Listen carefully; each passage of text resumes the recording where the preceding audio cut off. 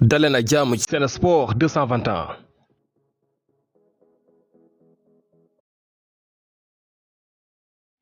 découvert tey dañu ñëw ci ki nga xamante ne mooy Fodé Ballo-Touré l'international sénégalais nekk latéral gauche bu AS Monaco moom la ñu ñëw tey jii ngir gën leen xamle ak moom kan mooy Fodé Ballo-Touré ana fan la juddoo fan la jot a jaar lan la jot a def ci football ba fii mu agsi tey léegi lay doon.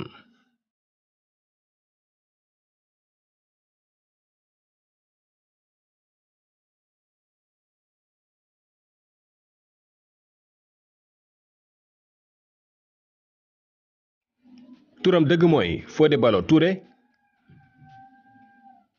judd le 3 janvier 1997 en France âge 24 ans taxawaay 1m77 poste bi muy football nag mooy latéral gauche waaye Fodé Ballo-Touré nekk joueur bi nga xamante ni dafa polyvalent mën na jouer ci défense bi mën na jouer tam ci milieu bi ndax dana faral di jouer ci li nga xamante ne mooy milieu gauche waaye poste bi nga xamante ne moom lañ ko gën a xamee mooy latéral gauche.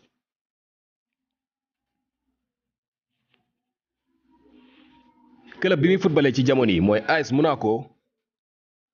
di sol numéro 2 bi mu nekkee ndaw nag am na ci ay centre de formation wala académie muy barab yooyu ñuy jàngee football yu mu jot a jaar waaye fi nga xamante ni moom lañ ci gën a ràññee te foofu sax fa la génnee mooy Paris Saint-Germain gi nga xamante ni dem na fa 2005 ba 2017 waaye nag entre 2014 ba 2017 mu doon évolué ci Paris Saint-Germain B mooy équipe réserve bu Paris Saint-Germain joué na fa lu toll ci 53 ci ay match. ci atum 2017 mu daal di signé fi nga xamante ne mooy ci Lille foofu la nekk ba janvier 2019 joué fa lu toll ci 45 ci ay match janvier 2019 AS Monaco daal di signé ki nga xamante ne mooy Fodé Ballo-Touré jëlee ko foofu la ci Lille ci somme bu toll ci 11 millions d'euros foofu nag mu daal di fay signé contrat bi nga xamante ni dina ko yóbbu ba 2023 moom ki nga xamante ne mooy Fodé Ballo-Touré jot na jaar nag ci li nga xamante ne mooy équipe nationale espoir yu France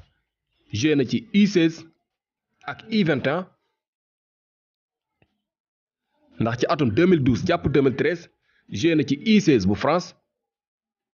waaye 2018 2019 mu daal di joué ci U21 bu France.